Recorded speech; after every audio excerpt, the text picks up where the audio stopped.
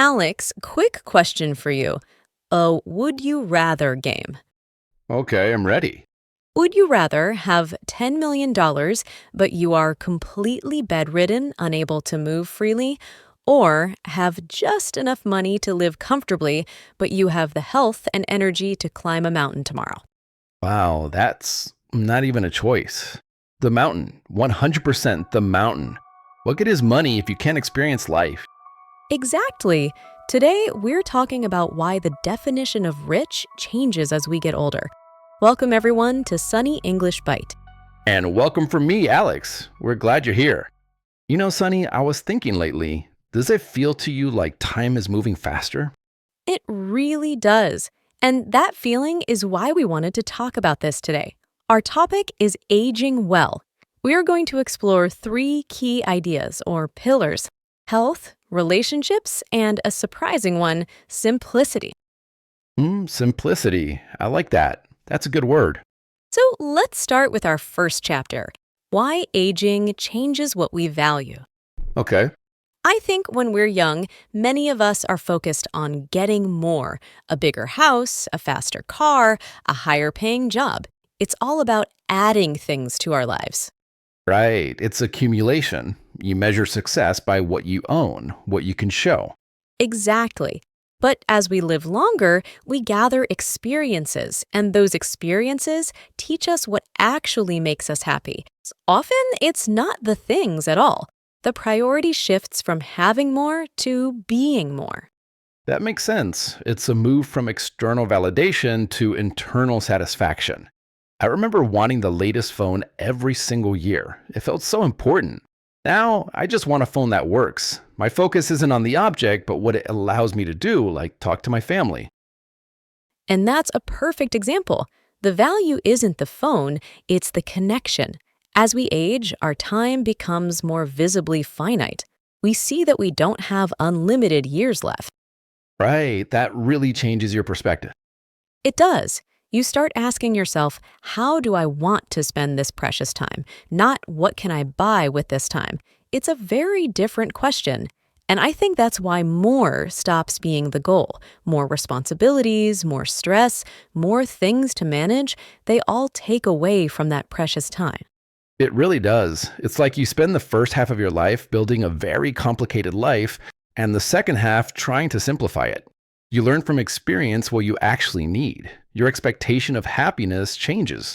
That's such a good way to put it: experience versus expectation.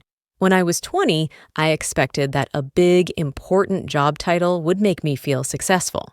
Of course.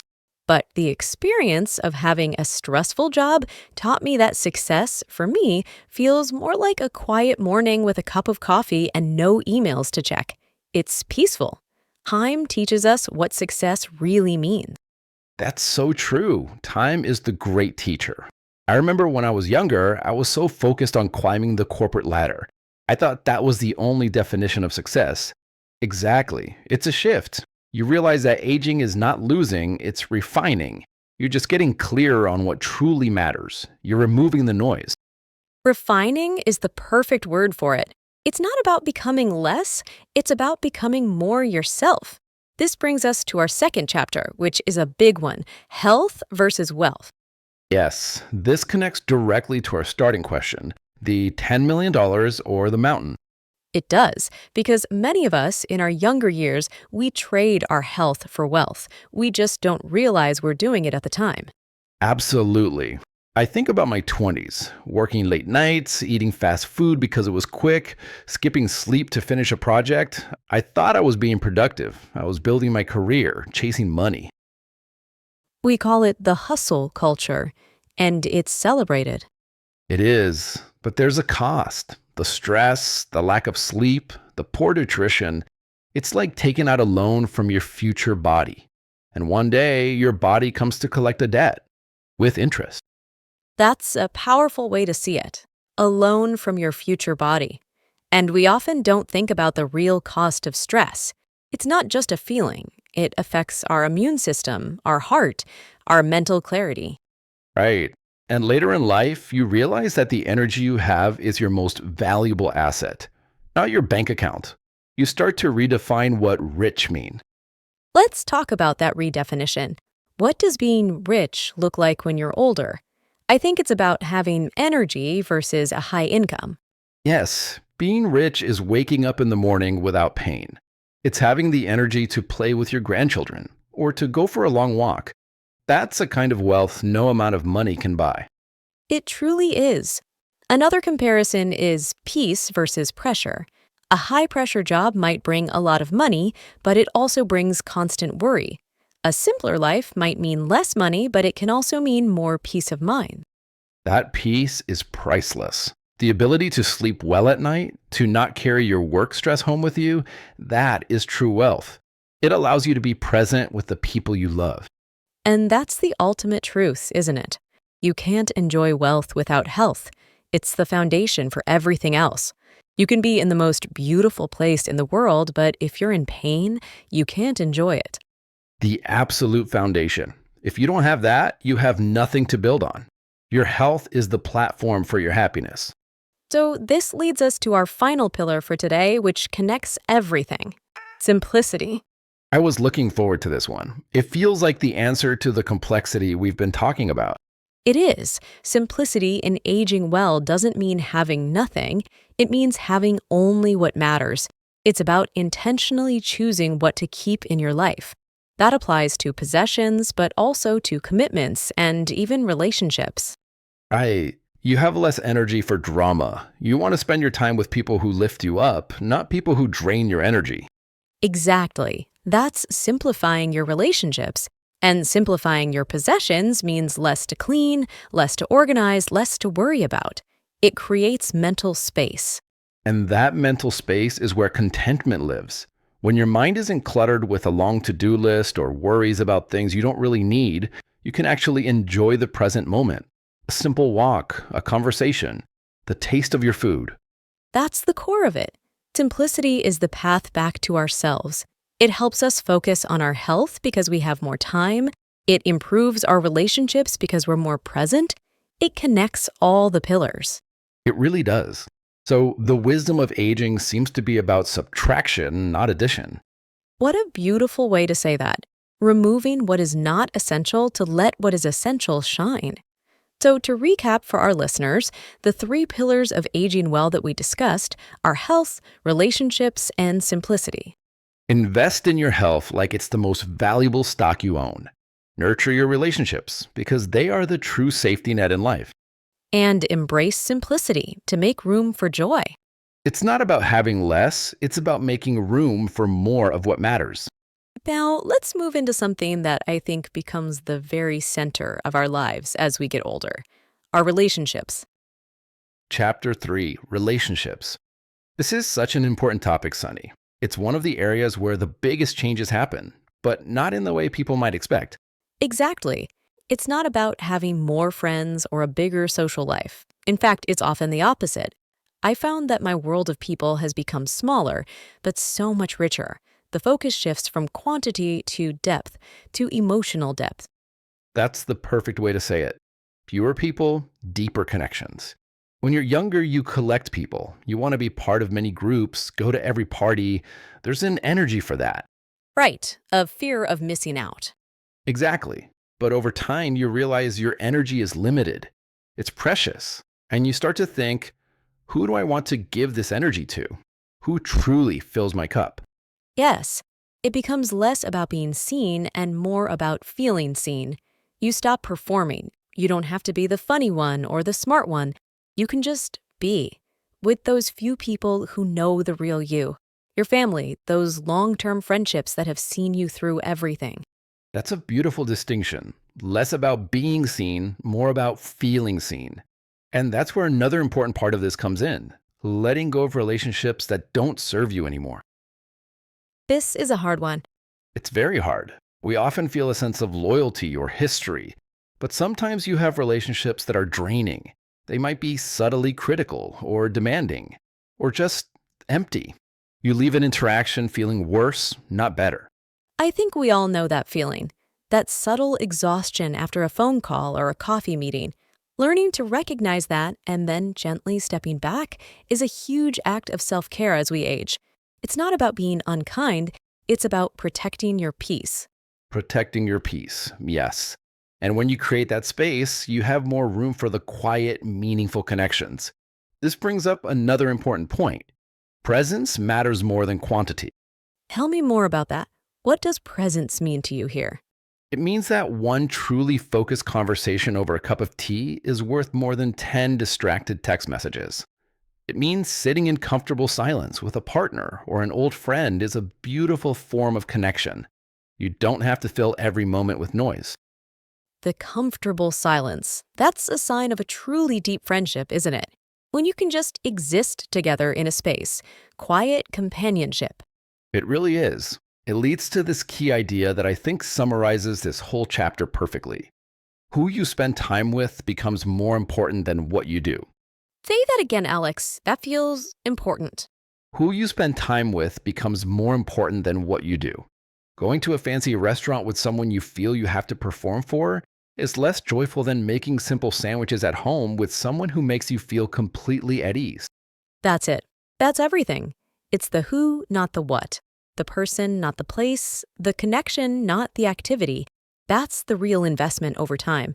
It's the one investment that truly keeps growing. It truly is. And that feeling of being supported by a small, strong circle of people, it gives you a foundation for everything else, which actually leads us perfectly into our next chapter, simplicity. Yes, simplicity. This follows so naturally from curating your relationships. When you clear out the social clutter, you start to notice other kinds of clutter in your life.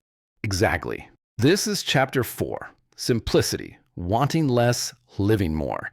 And I think it's important to say that simplicity isn't about scarcity or poverty. It's about clarity. It's about intentionally choosing what to keep in your life. That's a great way to frame it. It's not about what you lose, but what you gain. For me, it started with physical things, less clutter in my home. And I was shocked by how much calmer my mind felt. Less stuff, less noise. The outer world reflects the inner world. When your space is clear, your mind has room to breathe. And this extends to our routines, doesn't it? Simpler routines can be so grounding. Oh, absolutely. I used to try to pack so much into my mornings. Exercise, meditation, journaling, emails. It was a checklist of wellness that was actually creating stress. Right, the complicated morning routine. Exactly. Now, my perfect morning is just one thing, sitting with a cup of coffee and looking out the window for 10 minutes. No phone, no pressure, just that simple, quiet start. It sets the tone for the entire day. That sounds wonderful. It's finding the beauty in the small, uncomplicated things. A simple walk, a simple meal. You start to appreciate the taste of good bread or the feeling of the sun on your face. You're not rushing to the next thing, you're just there. You're present. And to get to that place, you have to get good at something else. Something that can be really difficult for many of us, saying no without guilt. Yes, the gentle no. It's a skill. When you're younger, you say yes to everything because you want opportunities, you want to please people.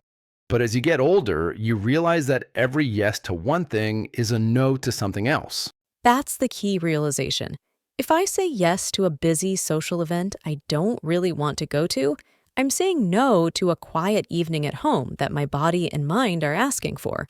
It's a trade, and you start to get much more careful about the trades you make. You do. And you learn that people worth keeping in your life will respect your no. They understand you have limits. Though people who push back, well, that tells you something too. It really does. This whole idea of simplifying, simple days, simple food, simple conversations, it all connects. A simple conversation, for instance, is one where you don't have to pretend. You can just speak honestly. No complicated games or hidden meanings, just two people connecting. It's why this line feels so true to me. Simplicity is not giving up, it's choosing carefully. It's choosing carefully. I love that. It's active, not passive. You are curating your life. You are the editor of your own story, deciding what stays in and what gets cut. It's an act of power, really. It is. And the result is a life that feels less full of things, but more full of meaning. more peace, more space, which brings us to our final and most important chapter. Yes, Chapter 5. This is where we bring everything together. It's the idea that aging well is about alignment, not achievement. Alignment, not achievement. Let's unpack that because it's a big shift in perspective. For most of our lives, we are focused on achievement: better grades, a better job, a bigger house, more success. Right, we're climbing a ladder. We're always looking up at the next step, the next goal. And there's nothing wrong with that. Ambition can be a wonderful engine. But at some point, many of us stop and ask, is this ladder leaning against the right wall? That is the perfect question. Is this my ladder? Is this my wall? Or is it a wall that society or my family or my younger self told me I should be climbing? Exactly. And alignment is about checking in with yourself and asking, what do I truly value now? Not 10 years ago, but right now. And how can I bring my daily life more in line with those values? So, if you value creativity, for example, alignment might mean spending 30 minutes drawing each day instead of scrolling on your phone, even if no one ever sees a drawing. It's not for achievement, it's for you. Yes, or if you value community, it might mean volunteering at the local library. It's not about putting it on a resume, it's about the feeling of connection. It's living in a way that feels honest and true to your own soul. And a huge part of finding that alignment is letting go of comparison. Oh, that's a big one. It's so easy to look at other people's lives, especially online, and feel that you are behind or that you are not doing enough. So true. But when you're focused on your own alignment, their path stops mattering so much. You realize that their version of a happy life might be completely different from yours, and that's okay.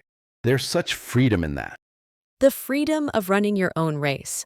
You're not looking to the left or the right, you're just looking at your own path and taking the next right step for you. This is what it means to age with dignity and peace, I think. I agree. Dignity isn't about looking perfect or never making mistakes.